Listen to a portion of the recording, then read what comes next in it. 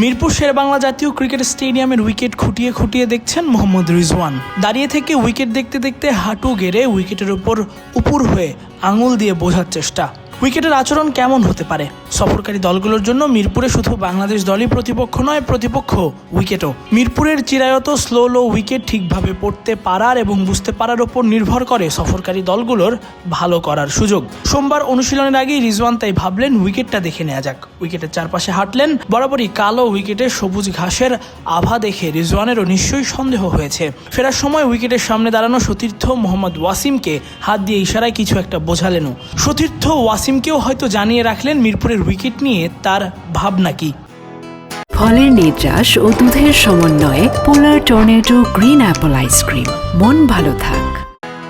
সবশেষ 2015 সালে বাংলাদেশের মাটিতে ওয়ানডে সিরিজ খেলেছিল পাকিস্তান। সেই হিসেবে 11 বছর পর আবারও 50 ওভারের সিরিজ। এর মাঝে বাংলাদেশের মাটিতে অনেক সিরিজই খেলেছে পাকিস্তান। গত বছর জুলাই মাসে বাংলাদেশের বিপক্ষে টি-20 সিরিজ খেলতে এসে বেশ ভুগেছিল। 2-1 ব্যবধানে হারা ওই সিরিজে মিরপুর শেরেবাংলা জাতীয় ক্রিকেট স্টেডিয়ামের উইকেট নিয়ে কড়া সমালোচনা করেছিলেন তাদের কোচ মাইক হেসন। টি-20 ওই সিরিজের ম্যাচগুলো ছিল লো স্কোরিং, স্পিনারদের দাপটে ব্যাটাররা খাবি খেয়েছেন। ওই সিরিজের প্রথম ম্যাচে হারের পর মিরপুরের উইকেট নিয়ে হেসন বলেছিলেন, মিরপুরের উইকেট কোনো দলের জন্যই আদর্শ উইকেট নয়, এমন পিচ অগ্রহণযোগ্য। পরে আরেকবার তিনি মন্তব্য করেছিলেন যে এটি আন্তর্জাতিক মানের পিচও নয়। এবার অবশ্য পিচের রূপ দেখে তার ধারণা বদলেছে। প্রেস কনফারেন্সে জানালেন, নিঃসন্দেহে হ্যাঁ, আমি বলতে চাচ্ছি এটা অবশ্যই আগের চেয়ে ভালো পিচ এবং ঘাসও ভালো দেখাচ্ছে। দুর্ভাগ্যবশত এখানকার পিচ বেশ কিছুদিন ধরে খুব একটা ভালো ছিল না। তবে আমরা বিপিএলেও দেখেছি যে এখানকার পিচগুলো অনেক ভালো ছিল। মনে হচ্ছে অনেক বেশি ঘাস আছে এবং ব্যাট ও বলের মধ্যে সত্যিকারের লড়াই হওয়ার সম্ভাবনা আছে। আর আমার মনে হয় দুই দলই এতে উপকৃত হবে। দুই দলই ভালো ক্রিকেট উইকেটে খেলতে চায় এবং চ্যালেঞ্জ নিতে চায়। এই মুহূর্তে তেমনটাই মনে হচ্ছে।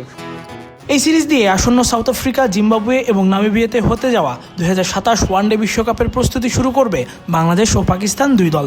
সেখানকার কন্ডিশন মাথায় রেখেই মিরপুরের উইকেটও একই রকম করার চেষ্টা করা হয়েছে। হিসন তাই বাংলাদেশের এমন উইকেটেও সমীহ করে উল্টো নিজেদেরই এই ধরনের কন্ডিশনে মানিয়ে নেওয়ার তাগিদের কথাই জানালেন।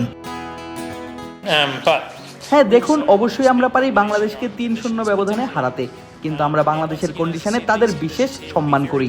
আবারও বলছি, এখানকার কন্ডিশন টি-20 সিরিজের তুলনায় অনেক ভিন্ন হবে। সেখানে বাউন্স খুব একটা ধারাবাহিক ছিল না এবং সারফেসটা বেশ গড়পড়তা ছিল। এখন এটা আগের চেয়ে অনেক ভালো দেখাচ্ছে এবং আমার মনে হয় দুই দলই ব্যাটিংয়ের মতো বোলিংয়েও চ্যালেঞ্জের মুখে পড়বে। বাংলাদেশ সাম্প্রতিক সময়ে অনেক বেশি 50 ওভারের ক্রিকেট খেলেছে, তাই আমাদের এই দীর্ঘ ফরম্যাটের সাথে খুব দ্রুত মানিয়ে নিতে হবে।